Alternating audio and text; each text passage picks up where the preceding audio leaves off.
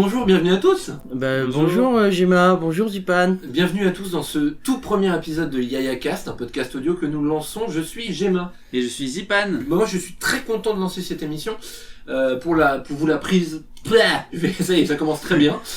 Pour vous la présenter brièvement, YayaCast c'est un mélange entre la conversation entre potes et l'émission culturelle. À chaque épisode nous recevons un invité qui a préalablement choisi une personnalité dont elle souhaiterait discuter avec nous.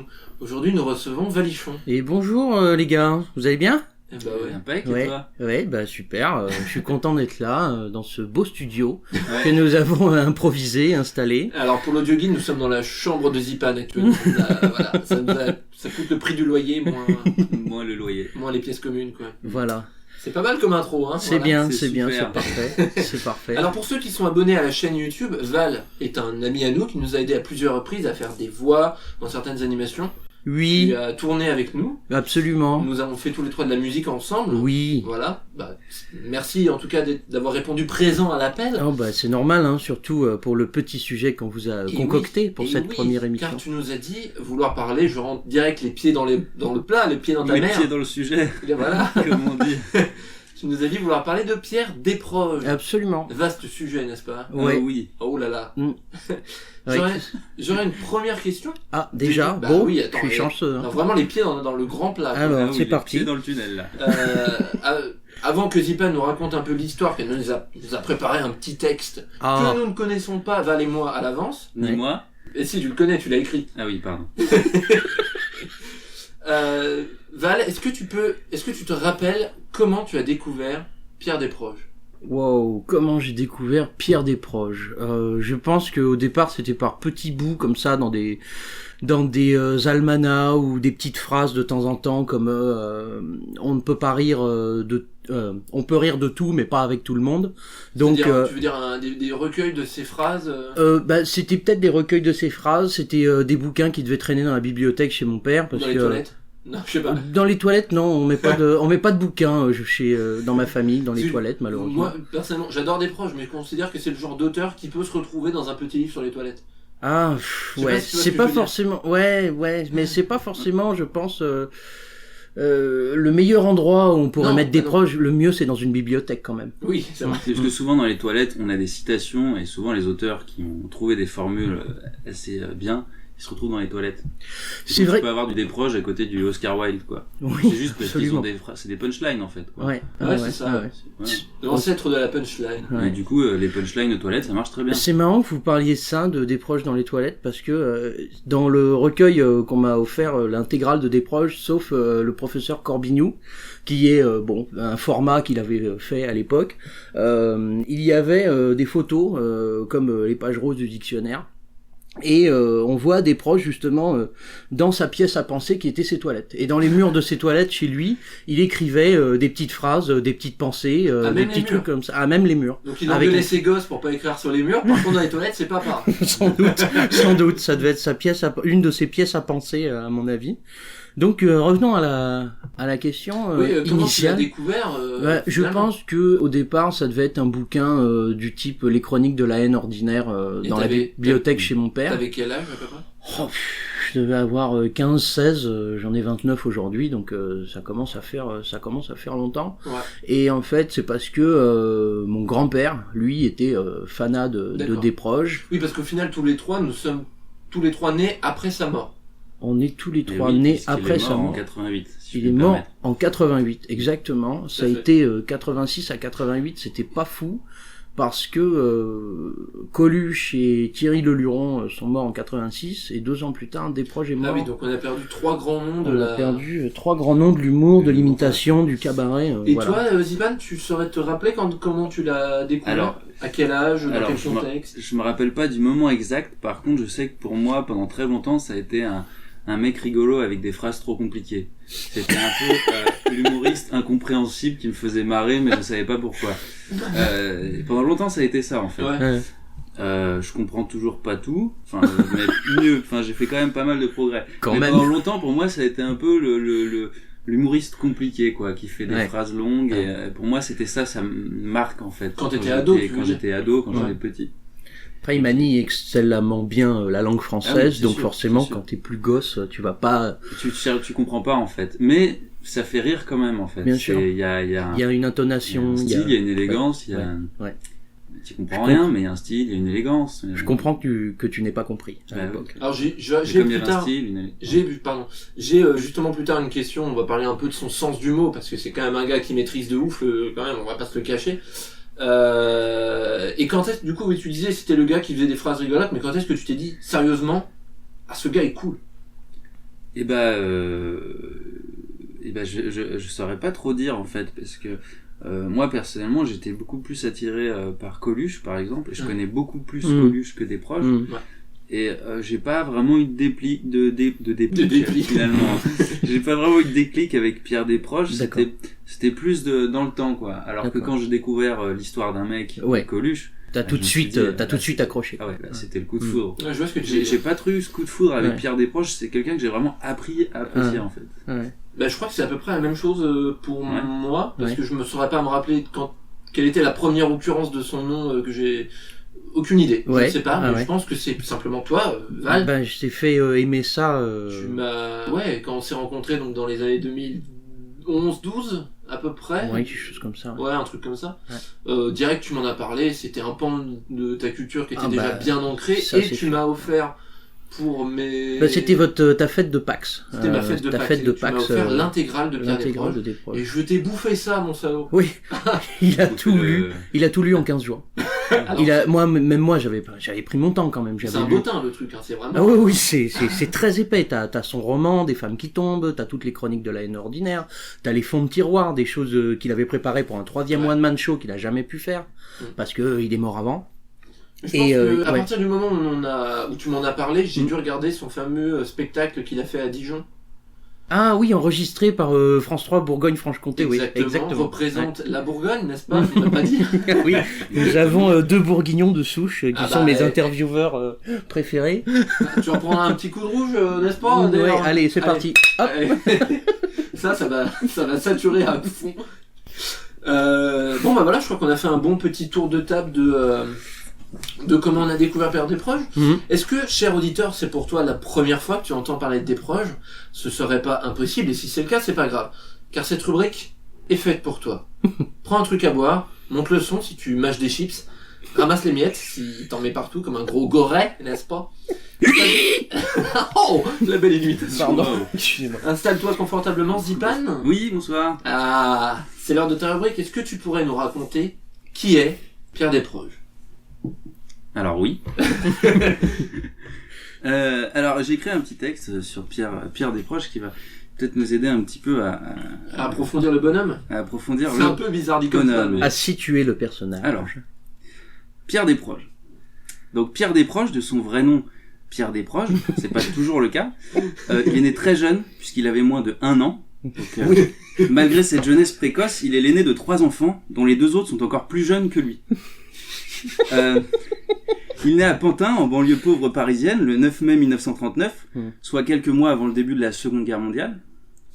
Déclaré trop jeune, car très tôt il était très jeune, il ne participa pas au conflit et ne garda que peu de souvenirs de la guerre. Oui, normal. Bah, oui, il était vraiment... Il était vraiment nourrisson, quoi. Ça veut dire qu'en 45, quand ça s'est terminé, il avait genre 7 ans, un truc comme ça. On n'ira pas... on l'a pas envoyé au front, quoi. Non. Il y a eu une partie du corps, d'ailleurs. Oh! Alors... Branleur incandescent adepte du bon mot, il chie très rapidement sur le système et rate son baccalauréat, prouvant d'une part que la culture n'appartient pas à l'école, et de l'autre qu'il n'est pas du genre à se laisser berner par quelques institutions supposément détentrices du savoir. Oh là là. Quelle ne fut donc pas sa surprise en apprenant qu'il devait replonger dans les frusques de l'administration. Les frusques. Alors c'est pas les frasques. Parce que frasque, ça veut vraiment dire quelque chose. En effet, il doit effectuer son service militaire en 1959. Oui. La jeunesse n'étant plus une excuse, car il fut majeur très jeune, il ne peut se soustraire à cette satanée frusque. Et je me permets d'ajouter quelque chose. À l'époque, le service militaire dure 22 mois. Et je vais y revenir, et c'est même plus précisément 28. Ah, 28 mois. Oui. Autant pour moi. Il part effectivement en Algérie, et revient 28 mois plus tard. La tête pleine de souvenirs, teintée d'une rancœur amère, une misanthropie bien renforcée, et une haine du groupe qu'il prendra sa vie à moquer. Revenu en France, il se trouve dans une position que les jeunes connaissent très bien. La position assise. Il est paumé. Ah oui, quand on est paumé, on s'assoit. Mais il ne reste pas si longtemps, Pépère Desproges, et il entreprend des études de kinésithérapie. Je sais pas vous, mais j'aurais adoré me faire masser par Desproges. Il aurait certainement su appuyer là où ça fait mal pour que ça fasse du bien. Surtout que il avait commencé ça parce que il pensait que il allait masser des belles jeunes filles toute sa vie, et puis finalement il s'est retrouvé après ses études à masser des vieilles, donc je pense que Ça a pas dû aider. il a dû faire autre chose. Et effectivement, il arrête assez vite. Il écrit des romans photos, vend des assurances vie, qu'il rebaptise lui-même assurance mort, et fabrique même des poutres en polystyrène expansé. Alors, me demandez pas ce que c'est, j'en ai aucune idée. Alors, je veux apporter, peut-être, je me permets d'apporter des précisions sur le au fur et à polystyrène mesure. expansé. Ouais, alors la poutre elle-même en polystyrène expansé, en réalité, c'était, il y avait 3 personnes dans cette entreprise, dont il avait le pompeux titre de directeur commercial de cette entreprise. Et en fait, c'était des poutres en polystyrène expansé qui mimaient les poutres en bois. Donc c'était pour les gens qui n'avaient pas de poutre apparente chez eux, ils pouvaient acheter ces poutres et les coller au plafond pour faire semblant qu'ils avaient un appartement. Donner du cachet. Donner du cachet, absolument. Du cachet.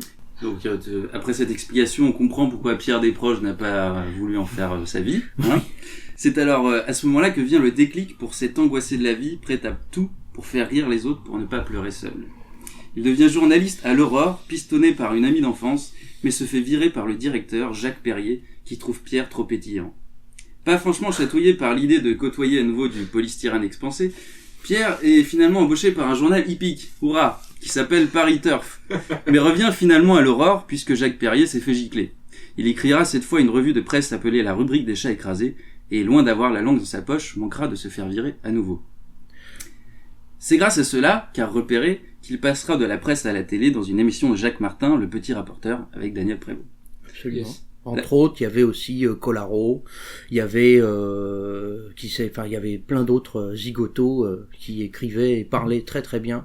Je crois que Kersozon avait été invité aussi. Je connais personne des gens que t'as cités, c'est vrai. Non, bon. Bah non, mais je te remercie. C'est de l'époque des grosses têtes. Assieds-toi avec nous, culture du siècle dernier.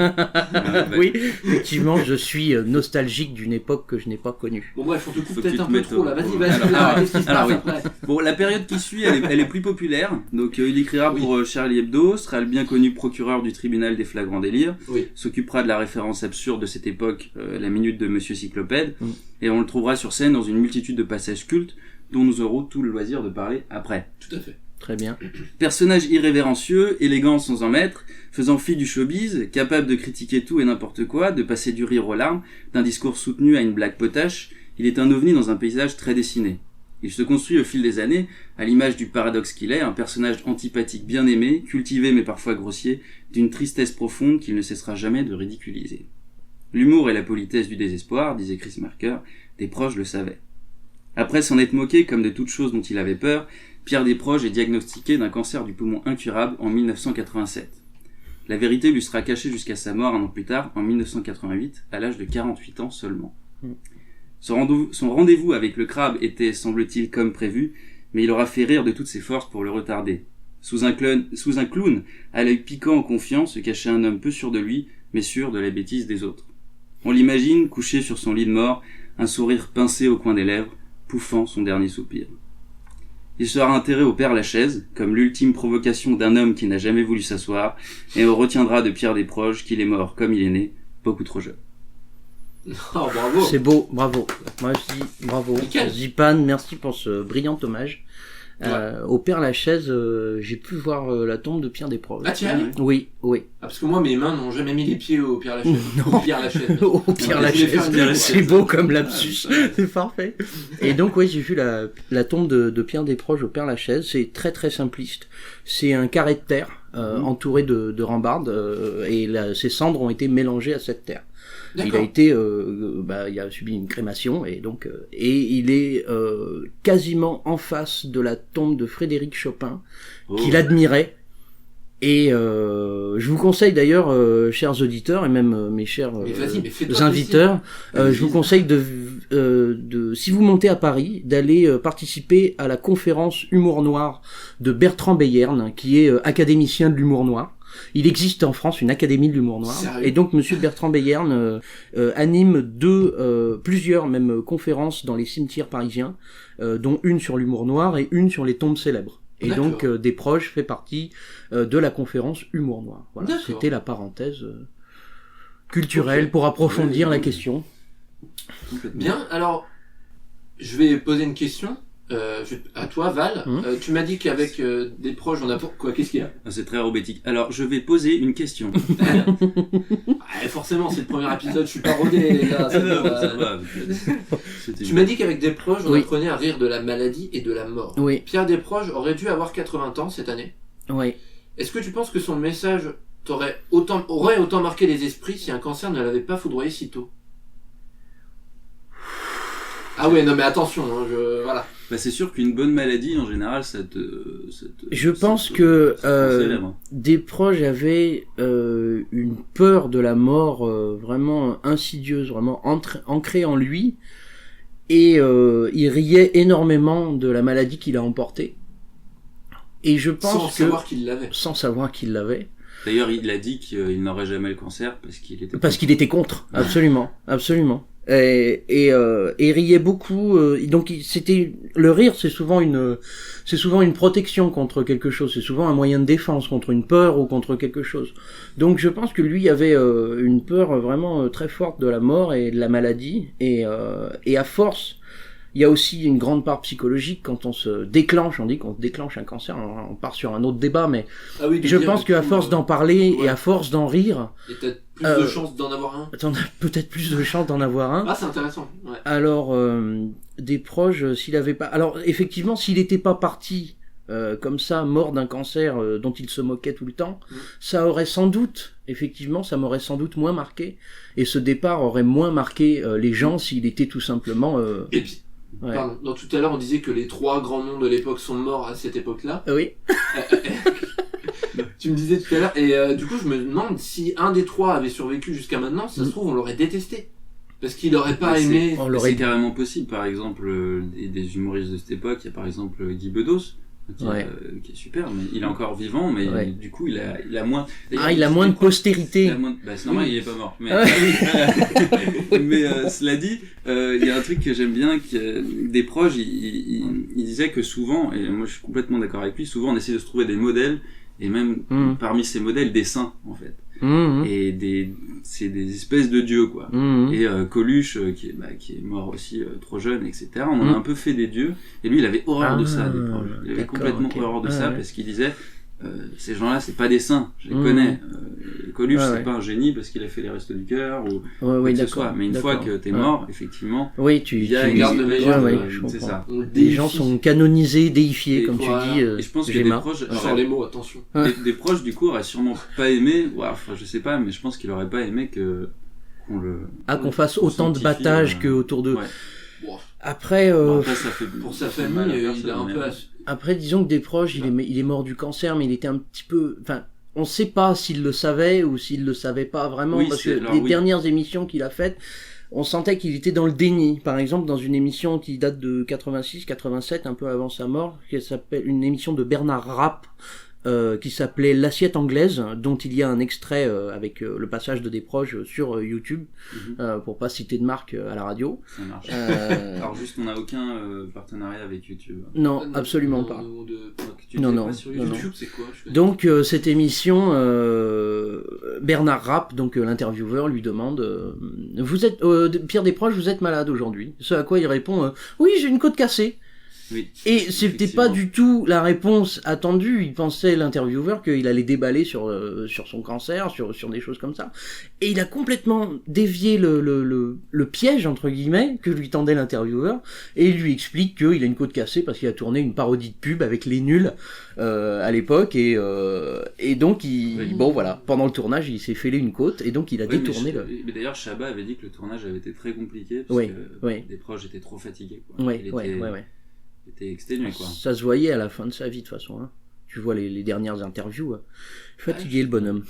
Ouais. C'est marrant, comment Desproges et Les Nuls, on les met vraiment dans 2 époques distinctes. Et moi, je ne Ouais. savais pas qu'il y avait eu une rencontre. Ouais, Si, sur une publicité où Desproges fait c'est la un... bière, non Ouais, une pub Ouais. pour une bière, c'est ça. D'accord.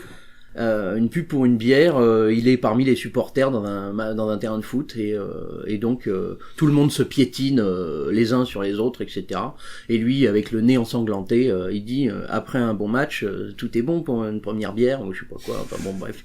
Et donc voilà. Ok, j'irai voir personnellement et on encourage nos auditeurs très curieux à. Oui, allez voir À tous 100%, les extraits. ouais. On a de la chance d'avoir plein de diffuseurs vidéo sur Alors, le net. Donc. Elle est pas évidente à trouver. Ah ouais. Mhm. Tu peux la trouver peut-être plus par Chabat. Tu tapes peut-être Chabat des proches, je sais Ouais, pas. je trouvais plutôt des articles que les pubs en question. Moi, j'ai D'accord. du mal à la retrouver. Je vous propose, je vais enchaîner avec Oui. la question la plus moustachue que j'ai écrite. La plus moustachue, Ouais, Tout très à fait. bien. Ah, celle-là, elle est pileuse. Hein, Ah, vraiment, c'est- très bien, très bien. Alors, quand on va sur la page Wikipédia de Pierre Desproges, car Oui. c'est le sujet d'aujourd'hui, Oui, on peut lire direct dans l'intro sa fameuse phrase « On peut rire de tout, mais pas avec tout le monde ouais, Voilà. absolument. Ça, c'est une phrase que moi, perso, j'ai entendue bien avant de connaître son auteur. Parce qu'elle elle a un Ouais, peu ouais. dépassé son simple... Ouais, je comprends. En préparant cette émission, je suis tombé sur un article de Libération qui date de février 2016, qui s'appelle « On peut rire de tout, mais on peut arrêter de citer des proches n'importe comment ». Ah, c'est pas mal ça. Ouais, en gros, l'article explique, je vous la fais rapidement, que cette phrase est souvent employée à contresens pour justifier des blagues racistes ou sexistes. Mmh. Vous savez, ce fameux ah, c'est bon, on rigole, hein, faut Ouais, savoir ouais. rire de tout. Hein. Ouais. Ça, c'est bon, le politiquement correct, hein. Il y a toujours un contexte de toute Voilà. façon. hein. Mais en gros, ce sont des injonctions irréfléchies pour Ouais, se ouais. dédouaner et culpabiliser l'interlocuteur sur son manque d'humour. Je comprends. C'est une manière de renvoyer la balle pour dire c'est bon, je suis pas raciste, c'est toi qui sais pas. Ouais. Enfin, bref. Ouais. Je pense qu'une personne déjà qui tient ses propos n'a pas compris le message de Desproges, Mm. car quand il faisait dans la dérision d'une minorité, donc les juifs dans le sketch, on me dit que les juifs ou les arabes dans les rues de Paris ne sont plus sûrs, par exemple, Ouais. il ne le faisait pas sans retourner la dérision. Ouais. Pour se moquer du moqueur, l'antisémite et Exactement. le français nationaliste, Ouais, pour ouais. reprendre mes exemples. Ouais. Si bien que ces injonctions dont je parlais plus tôt Ouais. contribuent à périmer l'humour des projets. Je sais pas si vous voyez ce que je veux dire. C'est-à-dire qu'on peut se demander Mm. aujourd'hui s'il est toujours pertinent de le citer Hmm. quand on l'utilise en étendard d'une liberté d'expression alors qu'on sait que l'humour peut insidieusement véhiculer toute forme d'oppression au quotidien. Ouais. Et donc moi du coup la question que je Ouais. voudrais vous poser Ouais. 30 ans après, Hmm. est-ce que vous préférez rire de tous ou de personne? C'était quoi au début la question? Est-ce qu'on en partant du postulat, on peut rire de tout, mais pas avec tout le monde? La question que nous pose Gemma, c'est est-ce que vous préférez rire de tous? Mhm. C'est ça? Rire de tout le monde et donc du coup peut-être véhiculer quelque chose de mauvais mais sans l'ambiguïté, ça peut être compliqué. Ou alors Moi, par une forme de politiquement correct avec des gros guillemets, là je le fais avec mes doigts mais ça se voit pas. Non. Peut-être du coup comment dire, moi je trouve que se déjà, mettre des barrières. je pense que la question, moi je pense qu'on peut rire de tout le monde. C'est juste qu'il faut le faire, en Il faut le faire connaissance- de manière en bienveillante. Alors, pas forcément bienveillante, parce qu'on peut être je pense qu'on peut être un peu incisif. Ouais. Après, il faut aussi être capable de choisir son humour, je pense, Mhm. parce que En fonction. malgré tout, par exemple, nous on se connaît, Mm. des proches, Coluche, etc. Ils sont assez proches de Oui. notre propre sensibilité. On sait Donc, qu'entre nous, forcément- on peut rire de tout, on peut rire de Parce tout le monde, on peut rire, voilà. Parce qu'il Parce y a pas... qu'en fait, on connaît le fond. Voilà. Comment dire, on connaît la sincérité de la personne. Oui. Et du coup, à partir de là, c'est des bêtises, etc. Et même si c'est un peu incisif, ça va pas nous choquer parce qu'on sait que c'est pas dans le but d'être. Et puis on sait qu'on connaît les raciste, mêmes auteurs et etc. quand on parle on est en décalage avec des remarques ou des blagues un peu borderline, même des fois qui franchissent Ouais. la barrière. Ouais. On sait que derrière, on connaît des proches, on connaît Coluche, on connaît Oui, bah le oui, Luron, on donc sait- on sait qu'on est dans cet esprit C'est ça. de dérision permanente en fait. Donc Mais moi, En tout cas, l'humour sans limite, moi j'y crois pas. C'est-à-dire que tu peux pas te ramener devant quelqu'un qui a, je sais pas, devant un juif et lui faire des blagues complètement pourries ouais, en disant bah, j'ai le droit de dire ce que je veux. Je parce t'emmerde, que c'est la de l'humour. liberté Enfin, c'est- d'expression et parce que ouais. c'est une débilité sans nom. Et d'ailleurs, il y a un truc, enfin, ça me fait penser à un truc, c'est souvent on dit que des proches pourraient plus dire ce qu'ils disaient à l'époque maintenant. Ouais. Mais moi, je suis convaincu que si des proches étaient encore vivants, Ouais. ils diraient pas les mêmes choses en fait, parce qu'ils jouaient avec les codes aussi de son Bien époque. sûr. Et il y a des Il jouait choses qui avec ont ce changé. maintenant. Mais Et si. il arrivait ouais. à titiller, mais il le faisait toujours avec Oui, vachement de il subtilité. nous aurait quoi. pas fait une Dieudonné, tu penses? Bah, Alors, par par exemple, je exemple, n'ai pas incité à la haine, lui. oui, et puis en Ah plus, non, Dieudonné, bah non. il a un fond sur lequel on est peut-être moins d'accord. Et du coup, Ouais, forcément. mais du coup, ouais, mais en fait, ça pose la même question parce que même si on n'est pas d'accord avec lui, est-ce qu'il a le droit de faire cet humour, tu vois? Bah, le problème, c'est que Dieudonné, parce que c'est vrai que souvent on rapproche Dieudonné de Desproges dans le sens où Dieudonné fait des blagues sur un peu tout le monde, un peu toutes les ethnies, un peu toutes les religions. Mais le problème de Dieudonné, c'est qu'il a un engagement politique. Bon, après, on va partir en politique, c'est peut-être pas le but de l'émission, mais il a eu un engagement politique qui n'était pas le même que celui de Desproges. Je pense que pas engagé politiquement. Desproges disait, je suis pas un artiste engagé, je suis un artiste dégagé. Je n'oserais pas critiquer Pinochet à moins de 1000 kilomètres de Santiago. Je n'ai pas la fougue et la hargne des artistes engagés qui osent critiquer Pinochet à moins de 1000 kilomètres de Santiago. Donc, il y avait un détachement par rapport à la politique que n'a pas Dieudo. Donc, forcément, ce qu'il va pouvoir dire, que ça soit du second, du troisième ou du quatrième degré, va forcément être attaché à son engagement politique extrémiste, que Desproges, lui, n'en avait pas. Donc, c'est ça qui lui a permis aussi de faire passer des messages. Et comme tu disais, Gemma, tout à l'heure, Ouais. Ce qu'il a fait, c'est que il est passé pour un personnage détestable, mais c'était un personnage détestable qu'il jouait, qui fait que le public qui l'écoutait ou qui le regardait détestait non pas Desproges, mais détestait le personnage qu'il dressait du raciste, qu'il dressait de l'antisémite, qu'il dressait de la personne nantie bourgeoise crachant sur les pauvres. C'était pas Pierre Desproges, c'était les personnages et les caricatures de la société qu'il jouait sur scène ou Mais qu'il d'ailleurs, j'ai illustrait. l'impression, enfin, peut-être que je me trompe, mais j'ai l'impression que c'est une révolution de l'humour, c'est-à-dire qu'à l'époque des Coluche, des Desproges, etc., on avait des gens qui incarnaient Oui, il y des avait gens des sur scène. personnages, ouais. Et maintenant, on est plus sur une période de stand-up.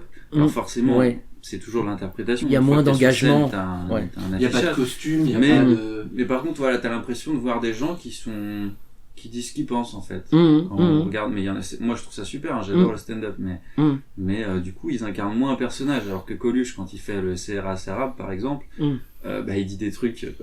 Il dit des trucs horribles, il quoi. dit des trucs horribles. Mais c'est un personnage. Il fait un personnage Bien sûr, complètement bien bourré, sûr, bien etc. sûr. Donc tu peux pas dire c'est Coluche qui a dit ça. Alors que maintenant, on pourrait dire, quand un humoriste dit quelque chose en faisant du stand-up, Que c'est on pourrait le dire reflet. il a dit ça. Mmh. Bah, c'est aussi sortir peut-être le truc de son contexte.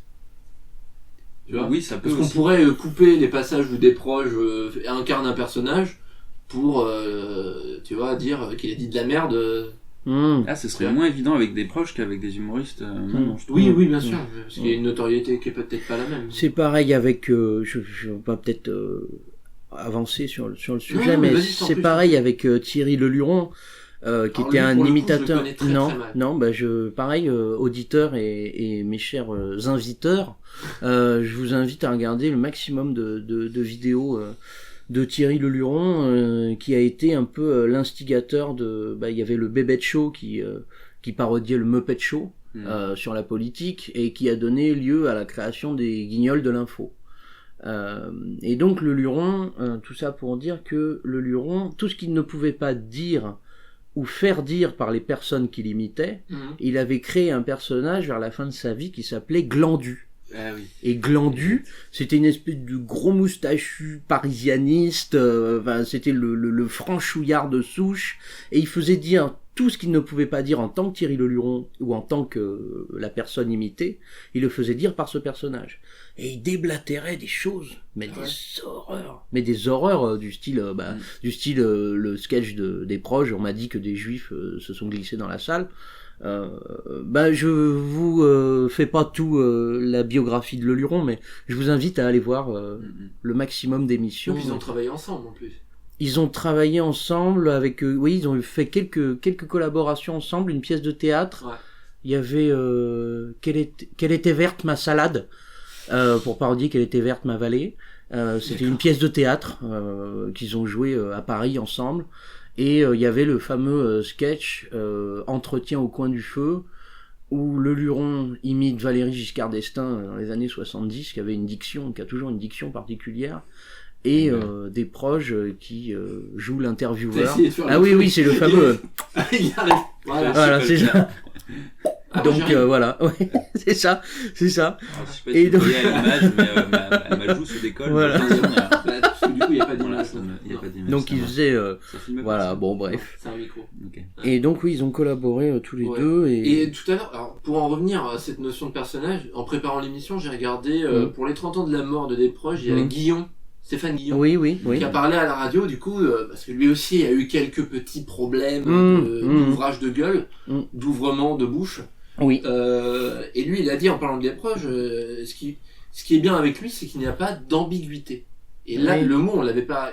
Le mot est important. Mhm. Ah oui, mais Ambiguïté. Mais est-ce que l'ambiguïté se crée seulement dans la création d'un personnage qui permet de mais dire moi, que je trouve que des proches étaient pourris d'ambiguïté, au contraire. Bien, bah, en fait, C'était l'ambiguïté. quelqu'un de très paradoxal quand il parlait des femmes, il est capable de dire une horreur et puis de les défendre d'une autre façon. Et d'ailleurs, quand on parlait du personnage, des fois c'est en interview qu'il dit des trucs hallucinants. Hein. ah oui. Par exemple, il parle de j'ai oublié son nom, qui travaillait avec elle à la radio, et il dit qu'il l'a pas embauché pour son petit cul. Ah oui. Il l'a embauché parce qu'elle avait dit- une belle paire de nichons. Ah oui, c'est ça. Il dit une personne avec qui il parle de Valérie Mérès, Valérie je crois. Mérès, c'est Il ça. parle de Valérie Mérès et il dit une personne avec qui je ne travaille pas pour de basses raisons sexuelles, mais parce qu'elle a des nichons magnifiques.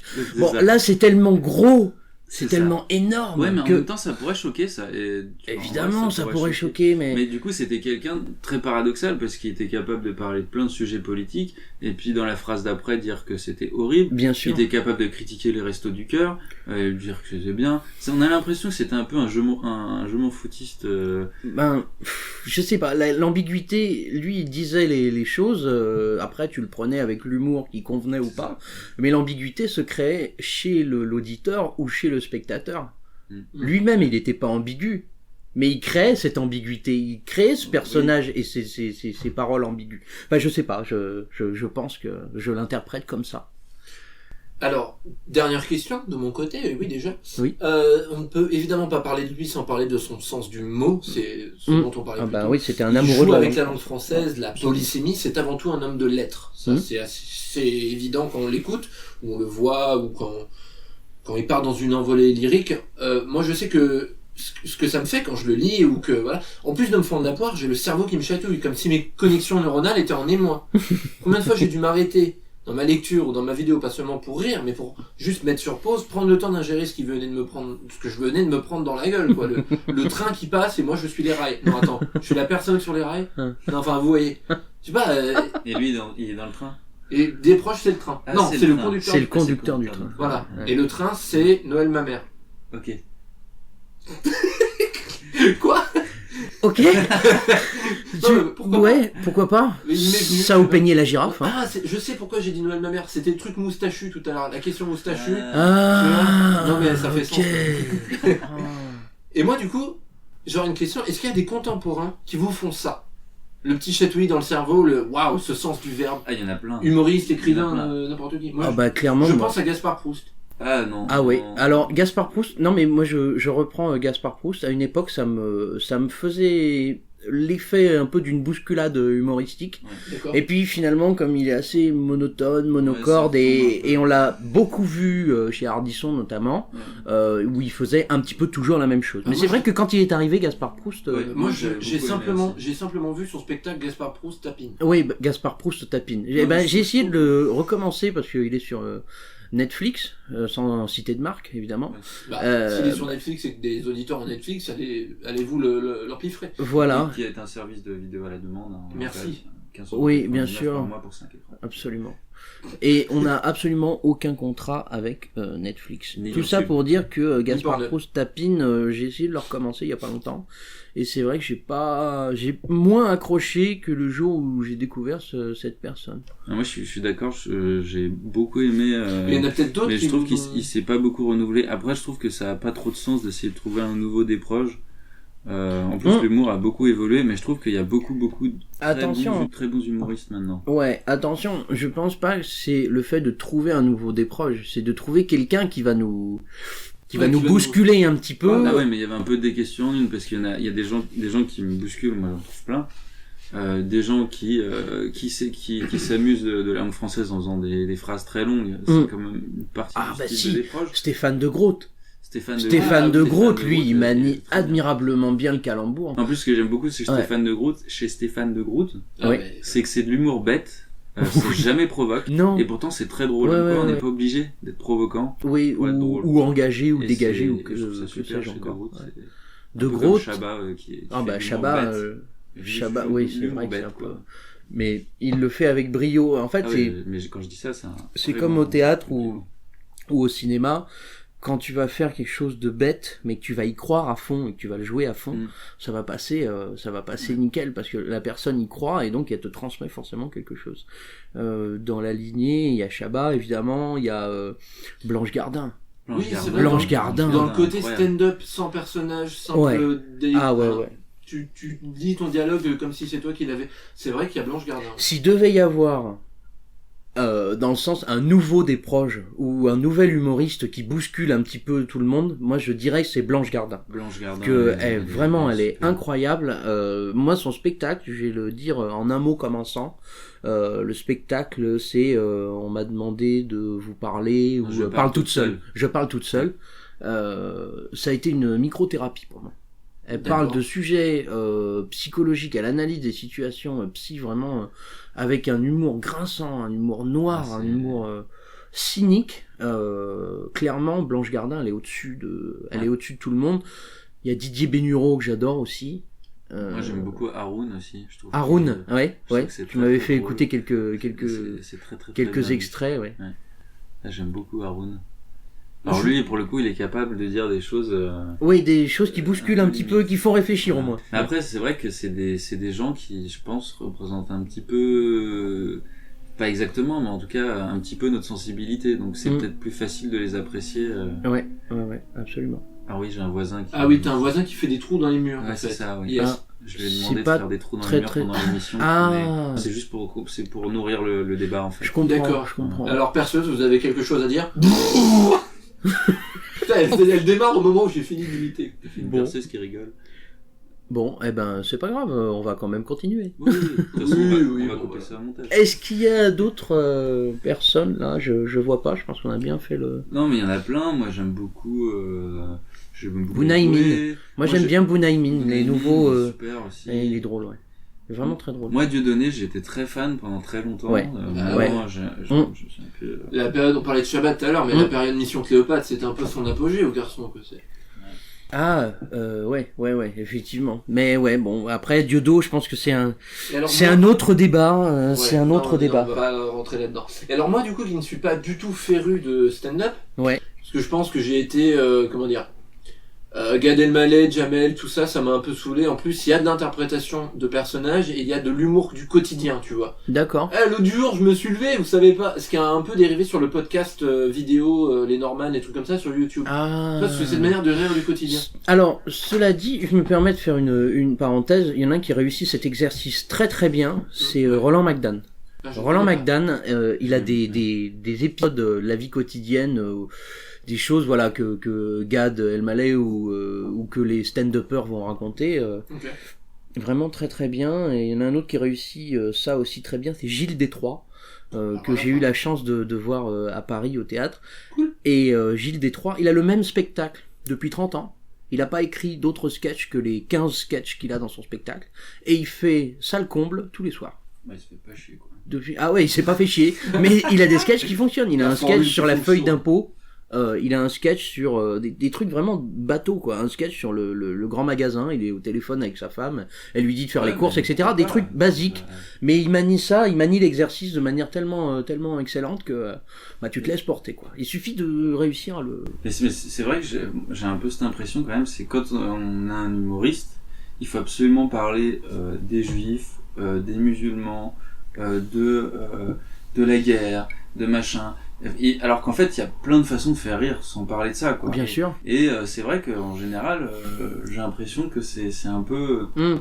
Donc, des fois, Essayer on de se trouver dit, le attends, truc mais qui marche. C'est de l'humour qui sert à Ouais, rien. Je veux dire, c'est un ouais. mec qui est dans un supermarché, enfin, Hum. ça parle de rien. Alors qu'en fait, un grand comique, il peut te faire rire sur comment il prend sa tasse de café le matin. Bien tu sûr, vois. bien Et sûr. ça peut Absolument. être une forme de...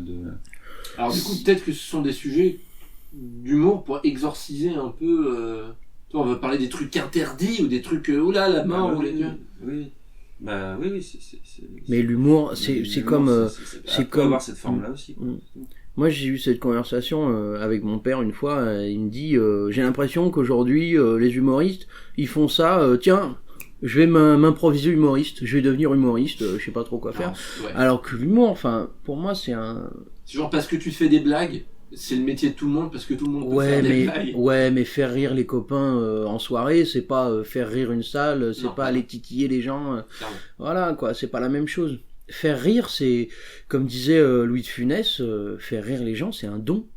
Enfin, c'est quelque part, c'est quelque chose que tu peux entraîner en faisant du théâtre, tu peux être un très bon écrivain, etc., mais pas un bon interprète. Moi, je pense que l'interprétation y est pour beaucoup. Le fait de jouer avec un ton monocorde, le fait de jouer avec un personnage hystérique, le fait de jouer, etc.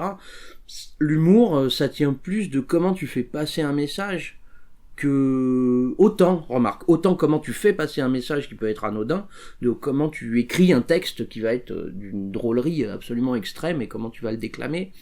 Je pense que c'est un mélange de tout ça. Il y a de l'empathie dans l'équation en fait. Mais il y a aussi, moi je pense aussi que, et c'est des proches qui disaient ça, parce que pour la minute de Monsieur Cyclopède, il y a eu beaucoup de gens qui se sont plaints en fait. Ils disaient mais je comprends pas en fait. Si ça vous plaît pas, regardez pas, arrêtez de me faire chier quoi. Et je suis quand même assez d'accord avec lui, c'est-à-dire que si t'aimes pas, tu regardes pas, tu n'es pas obligé de critiquer en disant bien sûr. Oui, les humoristes aujourd'hui. Surtout que ça passait à une heure de grande écoute. Donc les gens, ils se retrouvaient face à un truc complètement absurde.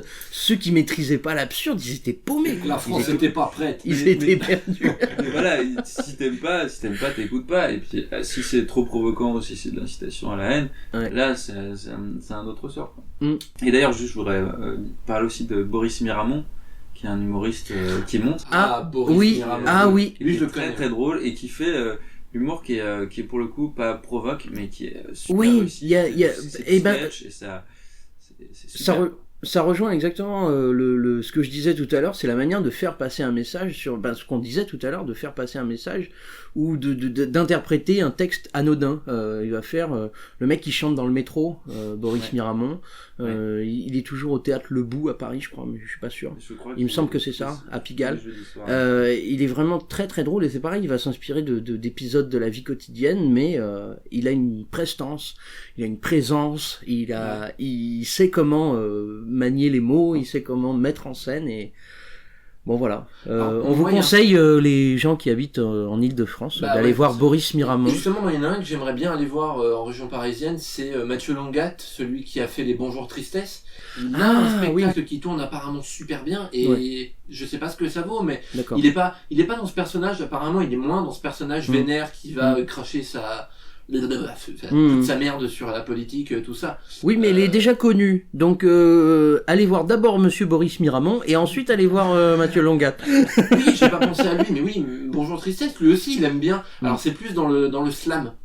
Dans la manière de faire rimer et tout, mais moi, il y a quelque chose qui me chaîne. Il y a des déclics. Moi, je dis toujours, non, pas. Ce que j'aime bien avec des proches aussi, c'est qu'ils cherchent pas toujours le gag. Des fois, tu peux écouter une minute sans rire. Moi j'aime bien ça aussi. Oui. Il va te raconter une histoire, il va te présenter une idée. Ça fait juste sourire. Bien sûr. Mais réfléchir aussi. Ça va faire réfléchir. Je dirais même que des proches, c'est pas un comique où enfin, moi j'explose pas de rire. Ça m'arrive forcément, mais c'est pas là que je prends mon pied, c'est juste c'est très oui, d'accord. Dans le silence aussi parfois. Dans le silence. Mais dans la gestion dans la diction. Du rire et du silence. Dans le tetin. Oui. Dans le tetin. C'est très gênant. Insérer une fin de phrase intelligente. C'est comme ça que j'ai découvert E égale MC2. D'accord. Bon, c'est pas sorcier aussi. Je crois qu'on a fait le tour. Voilà. Ouais.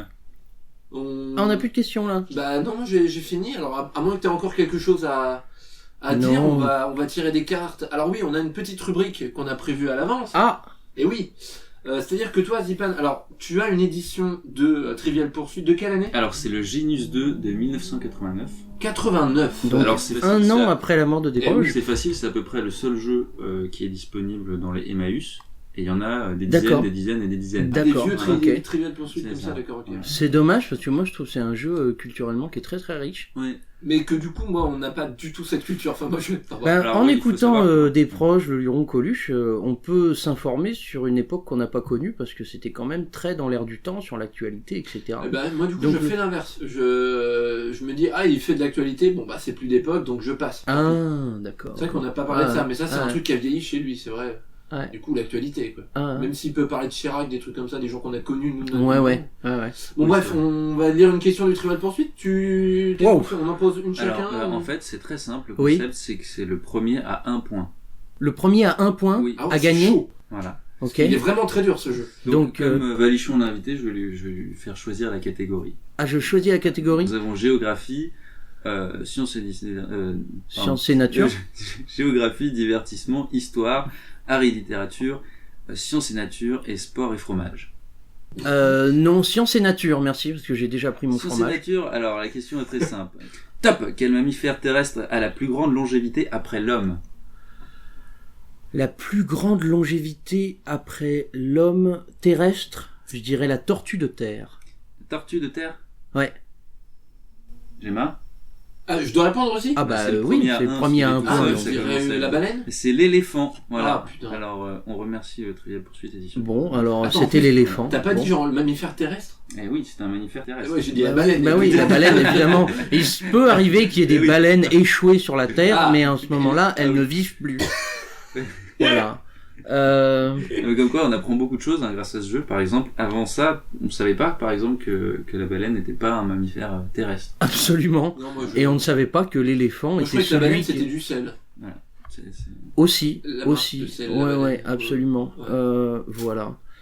C'est gênant. Bon, bah, je pense que voilà. Bah, on n'a pas fait un point, donc tu continues, non? On n'a toujours pas Ah fait oui, un c'est point. vrai, bah Il oui, faut excusez-moi. continuer. Vas-y, Et enchaîne. nous, il faut qu'on te pose des questions Ah, aussi. tout à fait. Tu n'auras jamais un point sinon. Ah non, mais... Ah, c'est entre nous deux. c'est entre vous Ah, deux. t'es juste entre Ok. nous deux, d'accord. Ok, vas-y. Ok. Alors, quelle catégorie? Du coup, c'est Il faut que je lui qui fait change la ou... catégorie, c'est- Non, je choisis, tiens. Vas-y, ouais. Ah, bah, les règles Que sont pas du tout signifient faites. les initiales CIO? CIO, Que signifient les initiales CIO? C'est le premier qui répond. Comité international... D'orgasme. Ça pourrait. Faut franchement avoir du temps à perdre Olivier pour Tom. fonder un comité international de l'orgasme. CIO, C'est- comité international des Olympiades. Ah, on pourrait... J'ai pas compris. Comité international olympique. On accorde le point. C'est ça? Ouais. Non. On va passer la journée à se faire chier. Avec Oh ça. purée. Donc, Bon, je pense j'ai que, gagné. voilà, bravo. Bon, bah, écoute, Trop Donc, cool. c'est vraiment la rubrique la plus. Excellent. Voilà, What the ça, fuck. c'est- Ben voilà. merci, bravo. On s'est dit que voilà, bravo. Bon, bah, les amis, cet épisode touche à sa fin. Merci Oui. d'avoir participé, Val. Je pense, bah écoute, merci de m'avoir invité pour cette première émission Moi, qui j'ai frappe passé un le grand coup sur la table.